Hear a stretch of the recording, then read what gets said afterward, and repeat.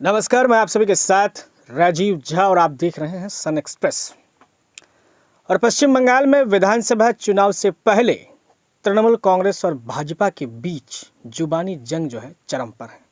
भाजपा ने गुरुवार को चुनाव आयोग से अपील की है कि बंगाल के लोगों में डर है, इसलिए जल्द से जल्द यहाँ केंद्रीय बलों की तैनाती की जाए। वहीं तृणमूल कांग्रेस की ओर से कहा गया है कि राज्य में तैनात बॉर्डर सिक्योरिटी फोर्स भाजपा के लिए काम कर रही है। इलेक्शन कमीशन इसे गंभीरता से ले। आप सभी दर्शकों की जानकारी के लिए बता दें कि इन दिनों केंद्रीय चुनाव आयोग की टीम बंगाल दौरे पर है।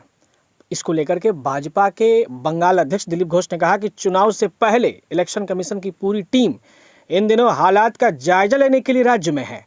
विपक्षी पार्टी होने के नाते हम अपील करते हैं कि वे राज्य में ऐसा माहौल बनाए जिससे लोग बिना डरे अपने वोटिंग के अधिकार का प्रयोग कर सके। इसके लिए यहाँ पर केंद्रीय बलों की तैनाती बेहद जरूरी है। दिलीप घोष ने यह भी कहा कि लोकसभा चुनाव के दौरान भी डर का माहौल यहाँ व्याप्त था। उन्होंने स्पष्ट कहा कि लोकसभा चुनाव के दौरान भी यहाँ डर का माहौल व्याप्त था।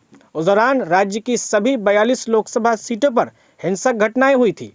उन्होंने कहा कि पोलिंग बूथ के अंदर केंद्रीय बल और बाहर राज्य पुलिस की तैनाती की जाए, जिससे निष्पक्ष चुनाव कराया जा सके।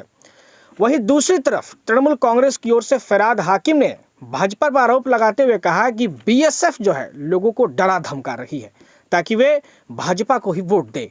उन्होंने कहा कि भाजपा राज्य में सांप्रदायिक भाषणों और भड़काऊ नारों के जरिए नफरत फैला रही है। वे समाज को बांटने की राजनीति कर रही है। तृणमूल कांग्रेस की ओर से यह भी कहा गया कि वोटर लिस्ट में बांग्लादेशियों के नाम नहीं है।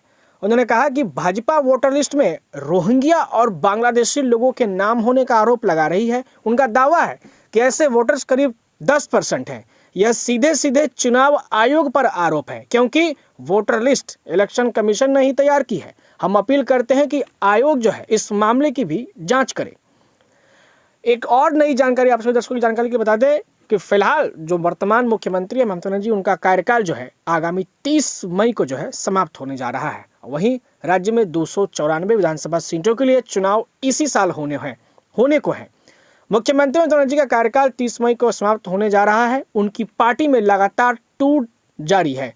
कई विधायक और तृणमूल नेता लगातार तृणमूल कांग्रेस का दामन छोड़कर भाजपा का दामन थाम रहे हैं। आए दिन राज्य में राजनीतिक हिंसा की घटनाएं लगातार बढ़ ही रही हैं। इसी को केंद्र कर भाजपा अध्यक्ष प्रदेश अध्यक्ष दिलीप घोष ने चुनाव आयोग से विशेष अपील की है। तो वहीं दूसरी तरफ तृणमूल कांग्रेस की ओर से भाजपा पर पलटवार करते हुए जो जानकारी दी हमने आपको, इस तरह की बयानबाजी वे सभी कर रहे हैं। अब देखना यह है कि केंद्रीय चुनाव आयोग इस बार के विधानसभा चुनाव के लिए क्या पहल करती है और किस तरह की सुरक्षा व्यवस्था को तैनात करवाती है। हम दोनों मिलकर देखेंगे, लेकिन फिलहाल तमाम खबरों की जानकारी के लिए आप लगातार बने रहिए सन एक्सप्रेस के साथ। धन्यवाद।